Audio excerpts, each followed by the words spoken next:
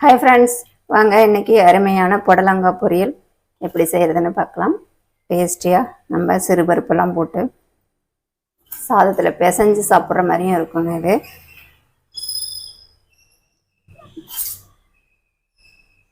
பிசைஞ்சு சாப்பிட்லாம்.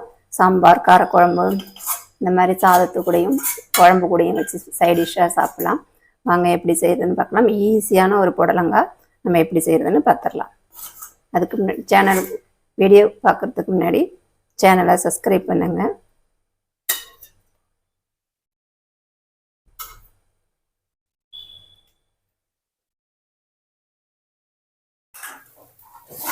அன்றைக்கி பார்த்தீங்கன்னா குட்டி புடலங்காய் தான் எடுத்திருக்கேன். இது மேலையும் கீழையும் கட் பண்ணிட்டு இதை மெலிசாக ரவுண்டாக கட் பண்ணிக்கலாம்.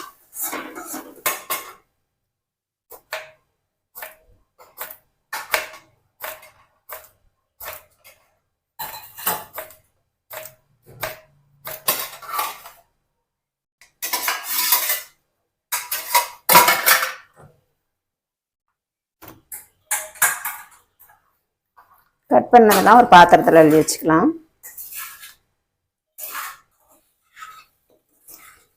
கல் உப்பு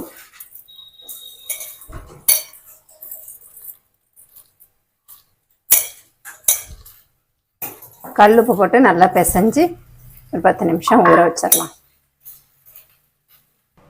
எண்ணெய் காஞ்சிருச்சு, கடுகு சேர்த்துக்கலாம். சீரகம், கடுகும் சீரகம் நல்லா பொரிஞ்சிருச்சு. நான் காரத்துக்கு பச்சை மிளகாய் சேர்த்துருக்கேன். வெங்காயம்,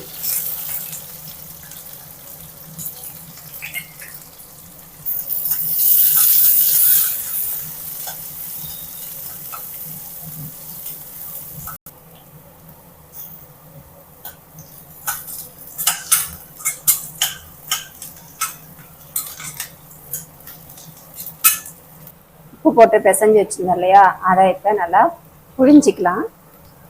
ஏன்னா சில புடலங்காய் கசப்பும். இந்த மாதிரி செஞ்சிட்டோம்னா நம்மளுக்கு கசப்பு தன்மை இல்லாமல் இருக்கும். அதனால் உப்பு போட்டு பிசைஞ்சு வச்சுட்டு இந்த மாதிரி நம்ம எண்ணெயில் வெங்காயத்தோடு சேர்த்து வதக்கிக்கலாம்.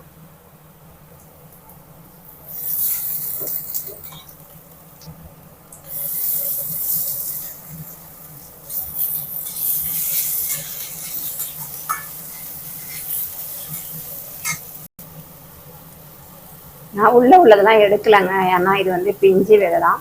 ரொம்ப முத்தின விதையாக இருந்தால் மட்டும்தான் நம்ம எடுக்கணும். நீங்கள் பாருங்கள், பிஞ்சு விதை தான். அதனால் நம்ம வேகும் போதே அது நல்லா வெந்துடும்.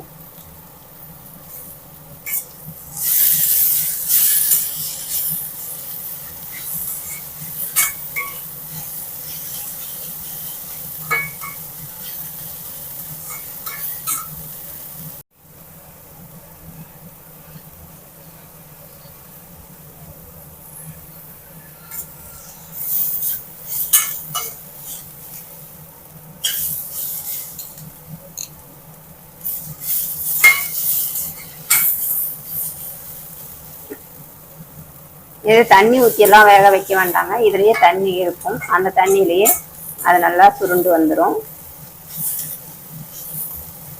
நல்லா வெந்து வந்துடும். தண்ணி ஊற்றணும்னா நம்மளுக்கு சதன்னு ஆகிடும்.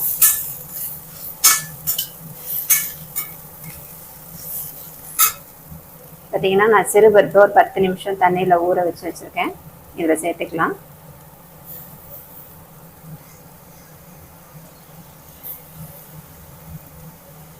பொரியலுக்கு நல்லா இருக்குங்க இந்த சிறுபருப்பு.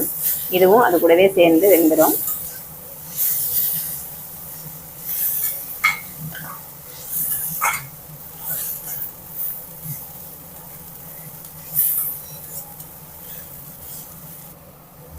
உங்களுக்கு தண்ணி ஊற்றி வேக வைக்கணும்னா கொஞ்சமாக தண்ணி ஊற்றி வேக வச்சுக்கோங்க.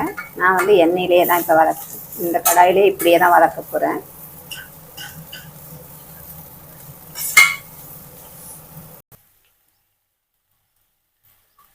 மஞ்சள்தூள் சேர்த்துக்கலாம்.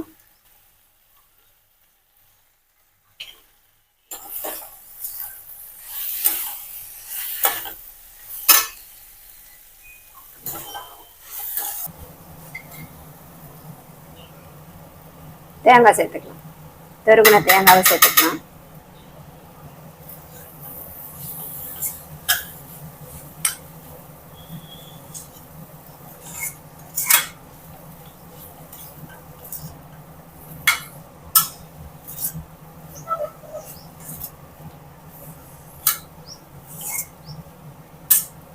அவ்வளோதாங்க, அருமையான புடலங்காய் பொரியல் ரெடி ஆயிடுச்சு. உங்களுக்கு வதக்கும் போது தண்ணி தேவைப்பட்டா கொஞ்சமாக தெளித்து வேக வச்சுக்கோங்க. அவ்வளோதான், அருமையான புடலங்காய் பொரியல் ரெடி ஆயிடுச்சு. பாருங்கள், நீங்கள் சாம்பார் சாதம், காரக்குழம்பு இந்த மாதிரி வச்சு சாப்பிடும்போது நல்லா டேஸ்ட்டாக இருக்கும். நீங்களும் உங்கள் வீட்டில் இதேமாரி புடலங்காய் செய்யுங்க. ஏன்னா அடிக்கடி நிறைய பேர் புடலங்காய் செய்ய மாட்டாங்க. இதுலேயே நீட்டு புடலங்காவும் இருக்குங்க, அதுவும் இன்னும் நல்லா டேஸ்ட்டாக இருக்கும். அது கிடைச்சாலும் வாங்கி சாப்பிடுங்க. நான் இன்றைக்கி பார்த்தீங்கன்னா குட்டி புடலங்காய் தான் செஞ்சுருக்கேன். இதுவே அருமையாக இருக்குது. வீடியோ பிடிச்சிருந்தா லைக் பண்ணுங்கள், ஷேர் பண்ணுங்கள், கமெண்ட் பண்ணுங்கள், மறக்காமல் சப்ஸ்கிரைப் பண்ணுங்கள். நன்றி, வணக்கம். இன்னொரு வீடியோவில் சந்திப்போம். பாய்.